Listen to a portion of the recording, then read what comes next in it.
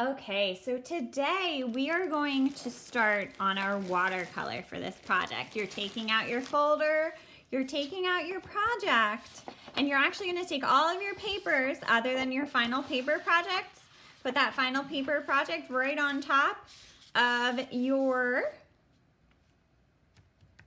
multicolor paper that's thicker that you use kind of a folder. Put these other papers back in your bag. And when you're going into your bag, you're gonna get out your watercolors. And then, depending on where we are, if we're at home, you'll have to go fill up a water cup. And if we're at school, we're gonna figure out distribution of those water cups. So you have your watercolors right over here. Then you're going to go and fill up your water cup.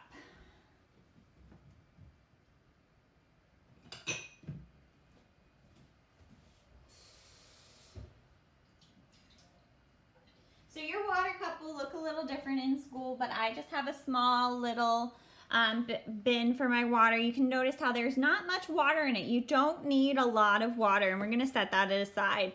I'm also going to grab a paper towel in case I need it, and for my brush, and put that on the other side.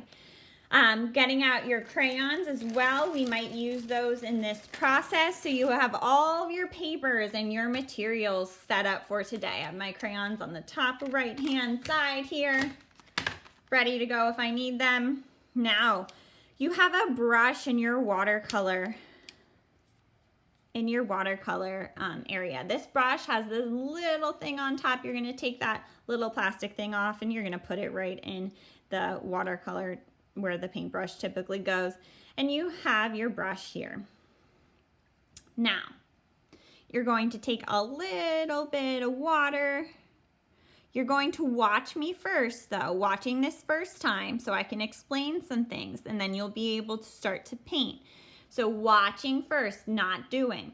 We are going to take our paintbrush and dip it in a little bit of water, and notice how I'm not squishing down that paintbrush. I'm not giving it a bad hair day. If your paintbrush has a bad hair day, it'll start to look like this. And we don't want our paintbrushes to look like this. It'll have this weird, and all the hairs will be sticking out. So making sure you're not doing that with your brush. You're just gonna dip in a little bit of water. Decide what color you want. So I'm gonna start with my blue color here and add a little bit of blue to my paintbrush. Also notice how I'm not pushing down and making the hairs go all over the place. You just need a little bit of color for this, a little bit of color on your paintbrush. Now I'm gonna start painting. Now what I want to show you is that it's okay if you go outside the lines a little on yours. And watercolor dries pretty fast here. And you can see as I'm using it, it gets lighter and lighter. Now, if you add more water, it's also going to get lighter. Now, if I want to switch colors, what I'm going to do, you're not going to move your water cup, but I'm moving it so you can see it. Does your water cup stay in place on your mat or on your table? Yes, you never move your water cup. Then I'm just gonna rinse it out and see how it's nice and clean again, and I'm gonna go back in and get a different color that I want. So I wanna make a purpley color. And how do I make purple? Yeah, that's right, blue and red. So I'm gonna come into this red and I'm gonna add a little bit to the blue, and I'm gonna have to mix it pretty well to make that purple color. But you can see it coming out there. And I can also remove some of this color. Another interesting thing I can do is I can paint lines and designs with my paintbrush. So I could actually go back in over top and do, maybe I wanted to do a darker color so we could see that. And you can go back over and paint those lines on top. All right, so now it's your turn, and I want you to make sure that you're being very careful. If you need to wipe off or clean off your brush, in between you can dip it in the water, make sure it's all clean, making sure you're giving it a really good hair day. Then you can just pat it on the side. You might not need to do that because your brush is very thin and it doesn't hold too much water, so that's good. And then you're going to fill out your entire paper with your colors. You want to make sure that you're not coloring or you're not mixing your colors in the palette because they will get really dirty. If you want to mix colors, make sure you're doing it on the paper. So I'm going to add this one in, and you can start to see how it's getting that purpley color. And I'm just going to start by filling out the whole area. I'm not focusing too much on getting out of the lines, and this is a really good idea for when I have my placemat underneath, because the colors, they do mix a little bit and they get sometimes all over the place. It is washable, but we still want to make sure we're being pretty clean. Now I'm going to continue and color in the rest of my paper, and you are going to do the same, making sure you're filling out the whole area.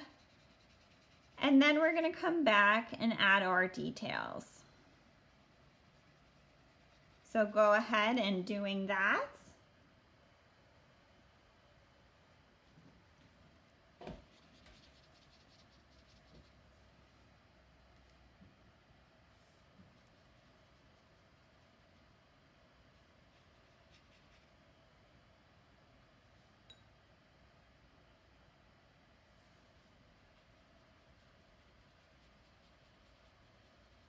You can see the more pigment or the more color you put on the brush, the darker your colors are. And sometimes you'll have to go in for more water because your brush will get a little dry. And you can also see, which is pretty cool, how sometimes if you colored hard enough or put enough color down with your crayon, it'll go away from those little lines and those little spots. So what I want to show you on this next one is, I'm going to put my paintbrush, clean it off so that it doesn't dry with that on it, and put my paintbrush down, and I'm going to break out my crayons. Now, I'm going to use a purple color, or actually, we're going to go with yellow so that you can see it a little bit better. And the yellow can serve as like the light of sun that's going through the water that we sometimes have. So I'm coloring, pressing down a little bit harder than I normally would, still without breaking the crayon. I'm coloring down and I'm putting down that yellow. And this is why I said you might want to add a little more details with your crayons in the last class. So I have that down. I'm going to put my crayon away so I don't lose it. And then I'm going to go back with a color, and I'm going to choose blue this time.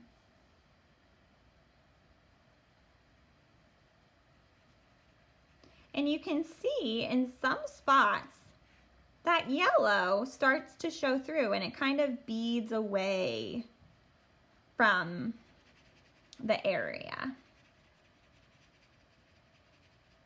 Depending on what types of crayons you have, sometimes this works better or worse, and you can see how it's turning green. Does anyone know why it would be turning green? That's right, because blue and yellow make green. Now we can also go on top of ours with crayon when it's dry and make these interesting little designs. But I also like how I'm doing a little bit of a gradient. So at this one side, it's darker, and then it gets lighter and lighter and lighter, and that'll make for a really cool mask. I'm going to move this up so you can see it a little bit better. Sorry about that. All right.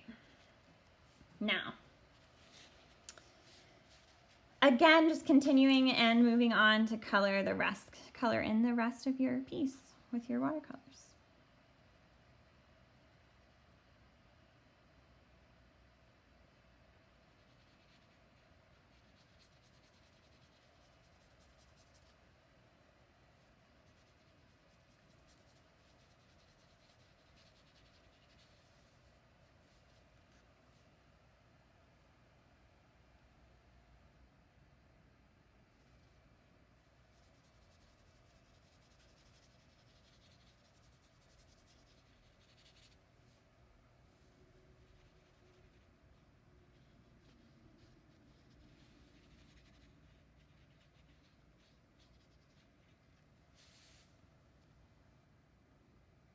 And you can see I didn't clean my brush out well enough in this area and it started to bleed. So you want to make sure you clean your brush out pretty well without damaging its hair.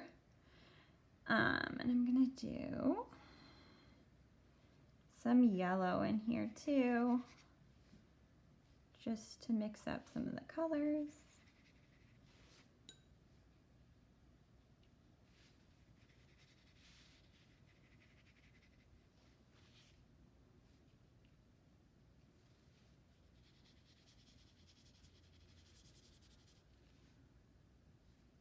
And I want you to take your time. Oh, whoops, I did that again. Don't mean to do that. And these are yours, but you also don't want to have to change that color all the time. I'm gonna keep going, do that again, and maybe experiment with like the weight of the watercolor.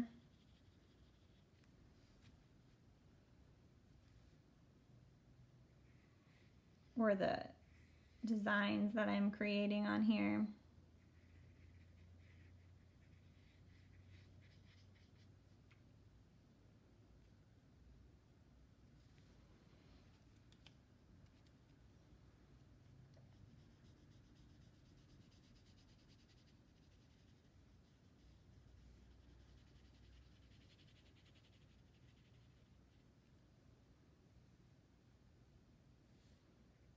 Add some blue and see what happens, some blue little dots to the yellow.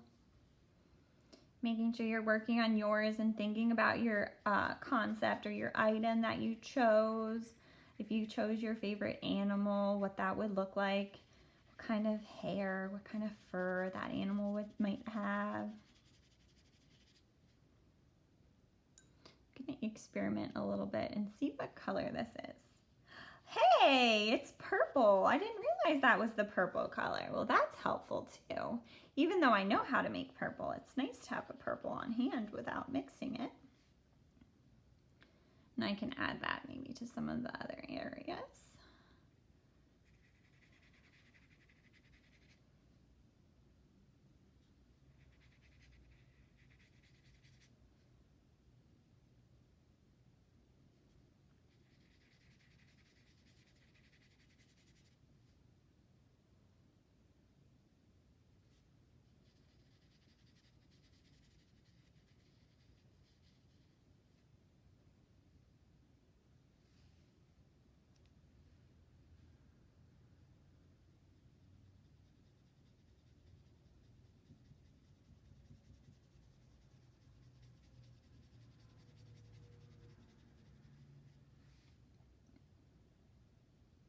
Making sure you're covering that entire area. And when you're switching colors, you're rinsing out your brush.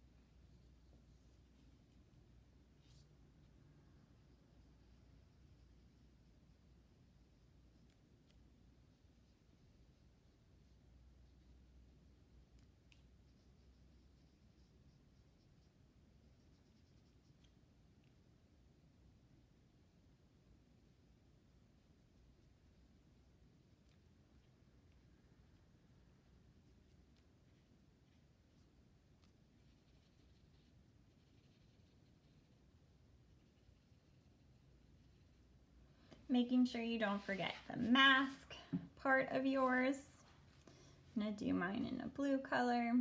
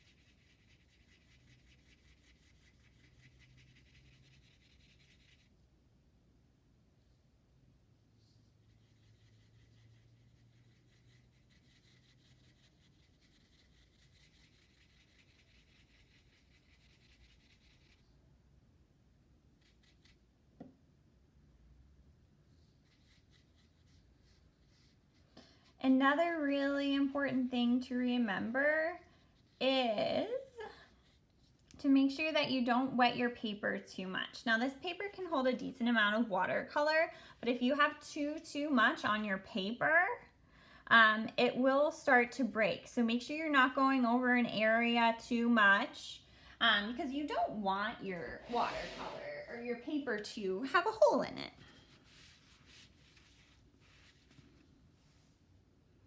Now I'm going to go back into other areas and add some more details that I think would look pretty cool on my project.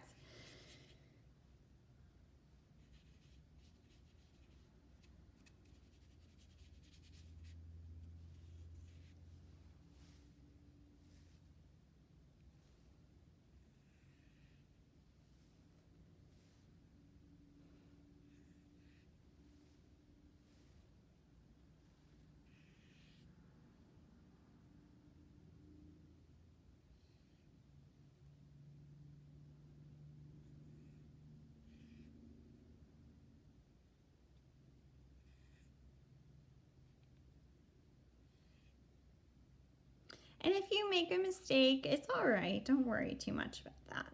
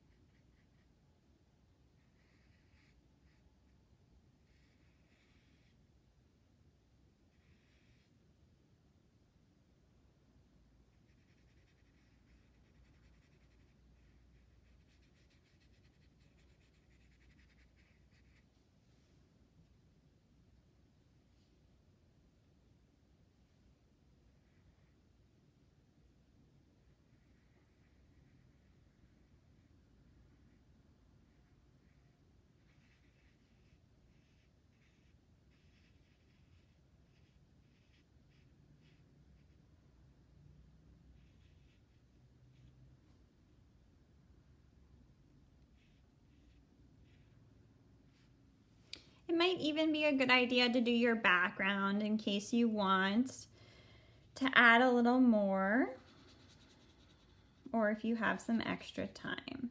Now I'm going to let you finish up with this.